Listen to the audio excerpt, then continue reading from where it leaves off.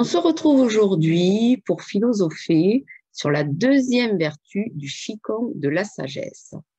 Donc, la deuxième vertu, la compassion. Tout au long de la semaine, je vous demanderai de philosopher par rapport à ce mot, à cette vertu, la compassion.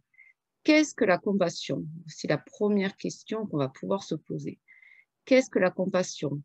Qu'est-ce que la compassion envers les autres? Est-ce d'avoir de la sympathie pour les maux, pour la souffrance d'autrui? Voilà une des premières questions que vous allez vous poser tout au long de cette semaine pour amener une réflexion sur la compassion. La compassion aussi, la compassion est-elle seulement quelque chose qu'on doit amener aux autres ou devons-nous aussi avoir de la compassion pour nous? Qu'est-ce que la compassion pour soi? Est-ce d'être à l'écoute de ce qu'on est, de ce qu'on pense réellement, sans porter de jugement? Voilà une deuxième question aussi sur laquelle on pourrait amener une réflexion. La compassion pour soi-même. Est-ce qu'elle est plus dure, plus difficile à amener que la compassion pour les autres? Donc tout cela dépendra de vous, bien sûr, de ce que vous avez l'habitude de pratiquer au quotidien.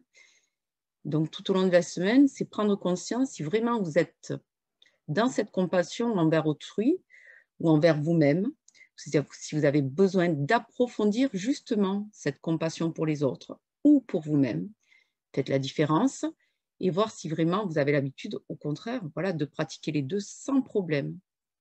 Si vous sentez qu'il y a une des deux compassions que vous avez du mal à pratiquer, ça sera sûrement celle qu'il faudra le plus approfondir.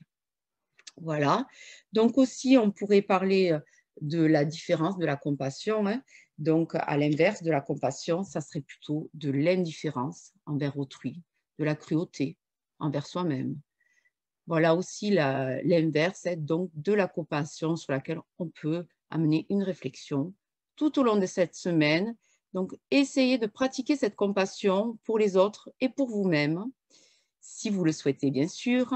Essayez d'approfondir cette vertu pour pouvoir, la semaine prochaine, développer la deuxième vertu du Qigong de la sagesse à travers la compassion, à travers le mouvement, la respiration et la réflexion que vous avez pu avoir tout au long de cette semaine.